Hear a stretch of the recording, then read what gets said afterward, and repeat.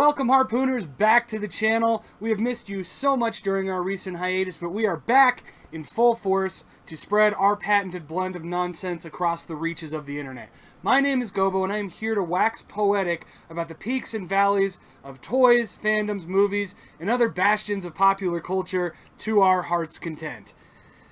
Today, we're looking at the achievements in action figures and toy production in 2020, and it's a savage juxtaposition because 2020 as a whole really sucked, but we really reached new levels when it comes to action figures with distributing and with production. 2020 saw a global pandemic, civil unrest due to ongoing racial inequities, polarizing political attacks, industry collapses, and sharp downturns in the economy and overall well-being of the global public.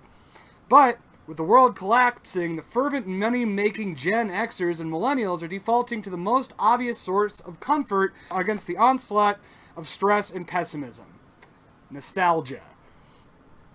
Whenever nostalgia is put on a pedestal, nostalgic merchandise will always retain profitability. Now, I know how this sounds, but as a toy collector, any increased engagement in nostalgia is always good news to me because it means better toys. 2020 was maybe the strongest output of figures in the last decade. Companies like Hasbro, NECA, Super 7, Mattel, McFarlane, and Mafex have locked down licenses and listened to what fans actually wanted. In the interest of time, I cannot cover the entirety of the amazing figures made this year, so what I have included is simply the figures I enjoyed the most and was able to acquire. This list is totally subjective, and I do not pretend to be an expert in the field of toy production, distribution, or sculpting in any means. I'm really just a guy who loves action figures. Like way too much. Now, I'm going to start with a few honorable mentions because I would feel remiss leaving them off the list because they are really, truly incredible figures. And I know I just brought up the issue of time, but this is my video and I'm going to do whatever I want, so enjoy them. So, in no particular order, here are the honorable mention figures from 2020. Marvel Legends Strongman Wave Sunspot, the NECA Zarek and Zork Triceraton 2-pack, G.I. Joe Classified Baroness, Marvel Legends Build-A-Figure Venom Pool, Marvel Legends Classic Kingpin, and the Star Wars Black Series Ahsoka Tano.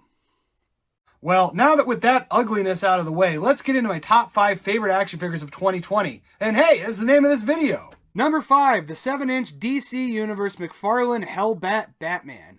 Featured in the DC Batman and Robin comics, this suit, showcased by the titular Batman, developed by members of the Justice League to experimentally enter the hellscape of Apocalypse to rescue the body of his son Damian, aka Robin.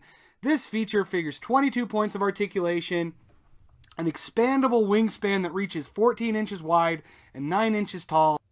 Based on pure aesthetics, this figure captures an adjective that my 90s heart is quite fond of: wicked. The figure is cast in a high gloss black finish with deep red accents, giving it that streamlined but also bad intentioned appearance.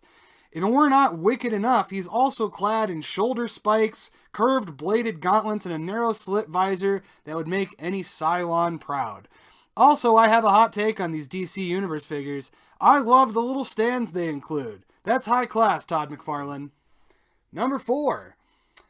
G.I. Joe Classified Prophet Director, aka Pimp Daddy Destro. One of my favorite action figure lines to come to prominence in 2020 was the G.I. Joe Classified series, bringing the likes of Duke, Cobra Commander, Scarlet, Roadblock, and all your favorites to a 6-inch highly articulated scale.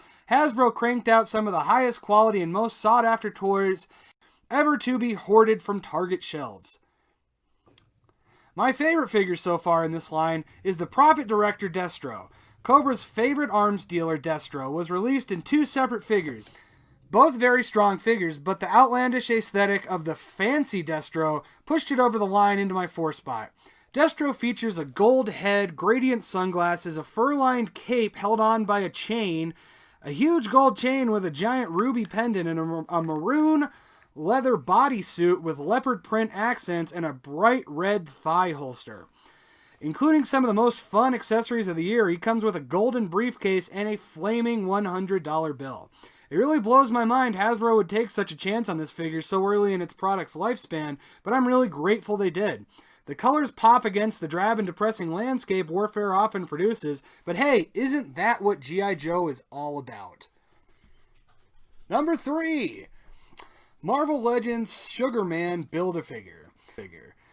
Originating from one of the most insane X-Men storylines, The Age of Apocalypse, Sugar Man is a genetic human mutant hybrid who's got a lot going on. 4 arms, razor-sharp claws, the ability to lengthen his tongue, which is also endowed with bioelectric powers, and if that weren't enough, he can grow and shrink to any size as well. Sugar Man's design at his core seems like it was bent and manipulated to match the needs of the plot during a very strange time for the X-Men and comics in general. All that aside, however, led to this beautiful monstrosity of an action figure. As a child from the 90s, there were several toy lines which employed the head as an entire torso method, and Sugar Man would feel right at home with other lines like the Street Sharks or Savage Mondo Blitzers. But he's a Marvel Legend, meaning that this disproportionate face man with 4 arms, horns, and a curly tongue gets posed and fully detailed next to the best representations of the Marvel comic and cinematic universes. I think I love this figure more for what it represents than its quality overall. It means Hasbro listens to the fans and is taking some chances with their designs, and isn't that what any fandom wants? Just to be heard. Number 2, Super 7's Ultimate Ninja Turtles, Raphael. I feel like the Ninja Turtles really never fell from prominence, but companies like NECA have brought their popularity back to the forefront in the last few years by making these premium format figures. Super 7 is a company we're all familiar with, the guys who make the reaction figures that nobody wants.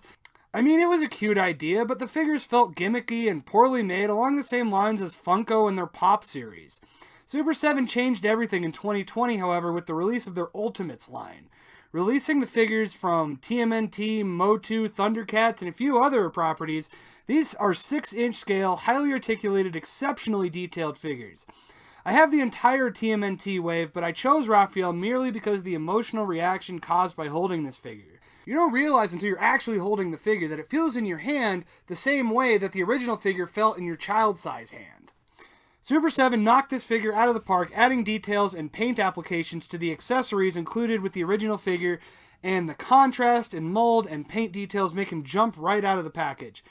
This figure was very close to becoming my number 1, but you will notice a trend here, and here it is, your number 1 figure. And my number 1 figure of all of 2020 is the Super 7 Ultimates Toxic Crusaders Toxic Avenger figure.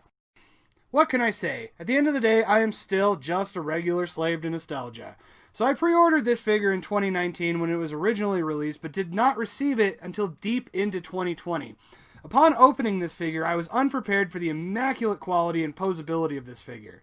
Featured is New Jersey's first ever superhero, a remake of the amazing Playmates Toxic Crusader action figure line from 1991. The 1991 series chronicles the animated series based on the 1984 Troma film, The Toxic Avenger. Nothing says 90s like making a child's toy line out of the most violent thing you can find.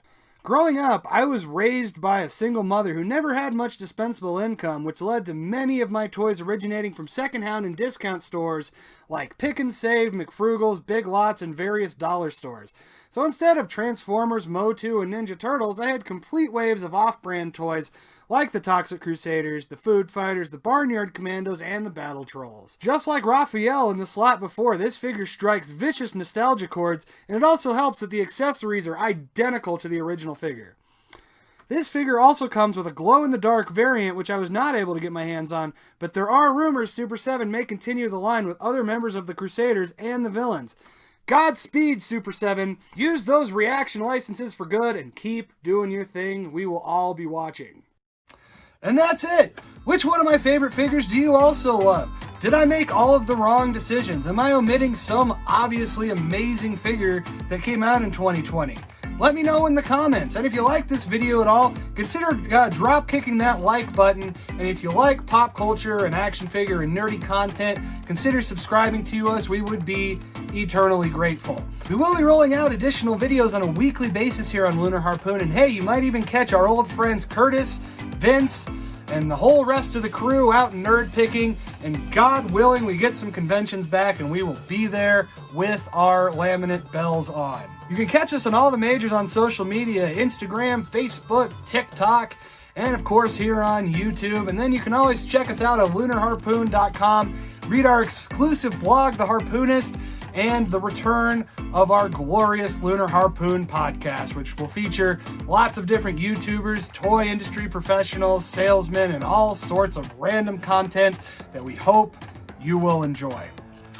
With nothing else to say, once again, my name is Gobo. This is Lunar Harpoon, and from the entire Lunar Harpoon team, we want to wish you a healthy and happy and prosperous 2021, and may you find all the action figures you are looking for at retail costs, and may you not get scalped too hard on the ones that you cannot.